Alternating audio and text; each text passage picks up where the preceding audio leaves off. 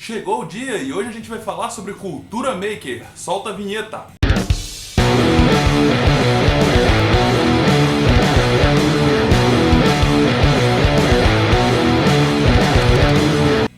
Fala, engenheiros de elite, tudo bem com vocês? Depois de muitas perguntas no nosso Instagram falando sobre cultura maker e muita gente querendo saber sobre, a gente fez uma enquete que quase por unanimidade vocês escolheram que o próximo vídeo seria sobre cultura maker.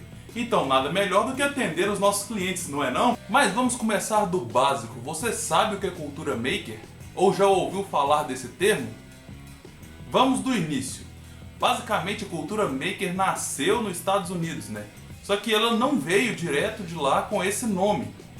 No início, alguns anos atrás, eles tinham uma cultura que ela era conhecida como DIY. Vou falar DIY porque a gente está no Brasil, então é mais tranquilo de entender. Que basicamente o DIY significa Do It Yourself, que traduzindo para o português diretamente significa faça você mesmo. Essa ideia é uma ideia muito legal que eles criaram lá, porque na época que eles criaram essa ideia, ela era muito revolucionária, porque eles acreditavam que as empresas eram os únicos detentores de conhecimento, ou então de poder de fabricação, ou de construção, ou de novas ideias. Então era difícil de acreditar que as pessoas na época poderiam fazer elas mesmas produtos, serviços ou então alguma coisa que as agradasse. O divertido é que o DIY nasceu de coisas do tipo: por que não? Eu não poderia fazer uma cadeira para me colocar na minha casa? Ou então fazer um porta-joias para minha esposa poder guardar as joias dela? Ou então construir um carrinho para o meu filho? E naquela época, como não tinha internet nem muitas tecnologias, era uma coisa sensacional, porque o que acontece? Em vez de você ter que comprar alguma coisa no mercado ou então em uma loja de presentes, você poderia simplesmente construir em casa. E agora pensa que massa você pegar com seu filho no fim de semana, e em vez de comprar um carrinho para ele no mercado, você construir o carrinho com ele do zero e no final você falar: meu Deus, foi a gente que fez isso, que negócio mais da hora. A ideia do DIY foi muito legal porque atrelado com ela veio vários outros movimentos, porque ela, na época que ela aconteceu, era época pós-guerra, o pessoal estava meio revoltado, tinha um movimento punk na época também que começou um movimento, e é legal pensar porque tipo, um movimento punk era um movimento que o pessoal ia meio que contra a industrialização das coisas e tipo, eles atacavam isso através da música e os estilos de vestir. O movimento punk foi muito forte nessa época com isso, porque os punks não acreditavam que era legal uma indústria estar sendo quem fomentava ou divulgava o trabalho de bandas e coisas assim. Então os próprios fãs faziam as revistas que falavam das bandas que eles gostavam, as próprias bandas faziam seus próprios CDs e vendiam na rua. Os caras mesmos, tipo, eram quem fazia as próprias roupas e os próprios adereços e faziam seus shows. Então, eles tinham muito DIY na sua veia, né? Era do yourself tudo, tipo, não tinha muita coisa que fazia eles acreditar que eles deveriam mesmo ter necessidade da indústria naquela época, e eles chutavam o balde de verdade e faziam tudo eles mesmos. Mais tarde, com o advento da tecnologia, a criação de computadores, a evolução de tudo que a gente conhecia de fato, que na época era máquina a vapor, a válvula, e foi tudo se atualizando e melhorando. O advento da internet veio junto e tudo. A semente do DIY ela se propagou pela internet, porque o que não caiu na internet desde que a internet foi criada, né? É muito difícil pensar alguma coisa que não foi para ela. Só que o DIY na internet ele se tornou um escalável, viral e ficou gigantesco. Porque ele encontrou muita gente que queria de fato fazer isso no mundo inteiro. Não era só onde ele foi criado. Então foram criados redes e conectores na internet que fez ter muita gente envolvida nesse assunto. Na internet se tornou bem mais fácil de poder encontrar as pessoas com a sede do to make, que no caso foi o que originou o nome dessa cultura. Daí, depois da internet, um carinha muito legal lá que sempre gostou de fazer as coisas ele mesmo, ele começou a criar sua própria revista de makers, que eram as pessoas que faziam coisas e ele colocava nessa revista.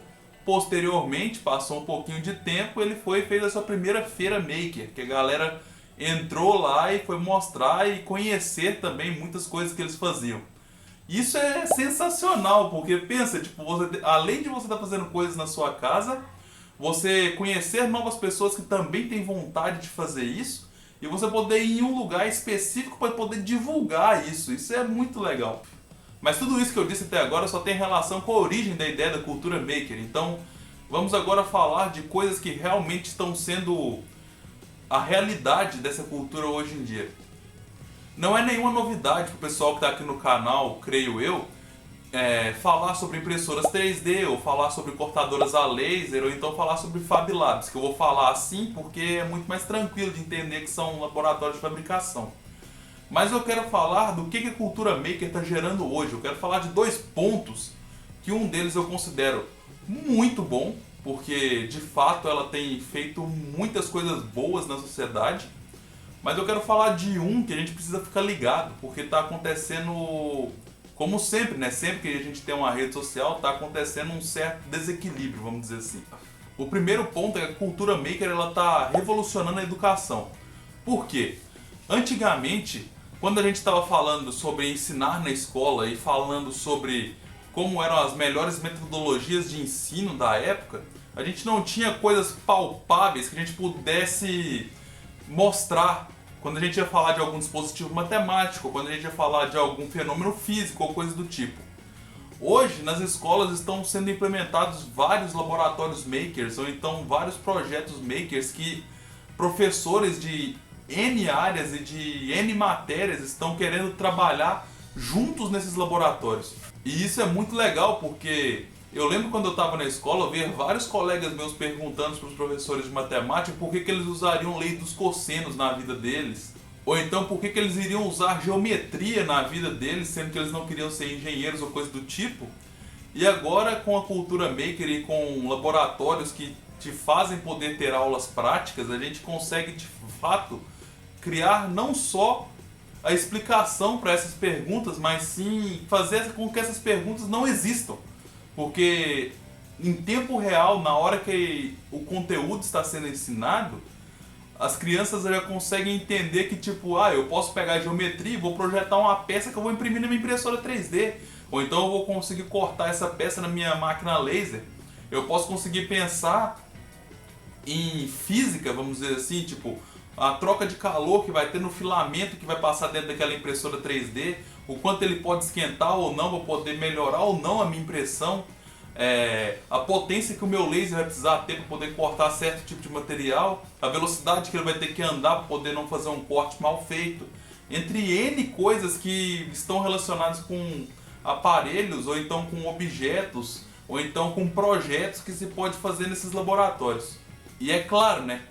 Todo projeto terminado vai ter aquela sensação de: meu Deus, eu cumpri o projeto, eu fiz esse aparelho, ou então eu fiz esse carrinho, ou então eu fiz, sei lá, essa cadeira, ou coisa do tipo.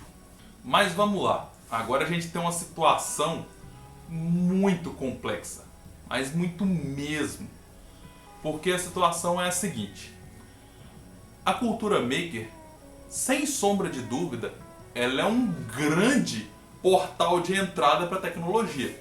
Isso é inegável. Não tem como pensar diferente disso, porque qualquer pessoa, sendo ou não da área, consegue fazer um projeto sensacional e que vai deixar ela muito feliz de fazer através da cultura maker. O problema é que toda vez que a gente tem um grupo ou uma rede social em uma causa específica e que ele cria a sua bolha, vamos dizer assim, vai ter sempre aquela pessoa que vai falar assim: isso aqui é melhor do que aquilo lá. A cultura maker é muito boa porque ela dá muita liberdade, depende muito da sua criatividade, você consegue fazer quase tudo. O porém está no seguinte: tem muita gente que está considerando projetos maker como um projeto de engenharia. Isso é um grande problema. Projetos de engenharia, eles seguem normas técnicas, eles seguem requisitos de funcionalidade, eles seguem requisitos de segurança que projeto maker nenhum está se importando com isso. O que acontece? Tem gente que está achando que pode fazer projetos maker sem pensar em nada, sair vendendo aquilo como um produto ou colocar até como solução de engenharia de fato. Só que isso é um erro, galera. Você não pode fazer isso. Porque o que acontece?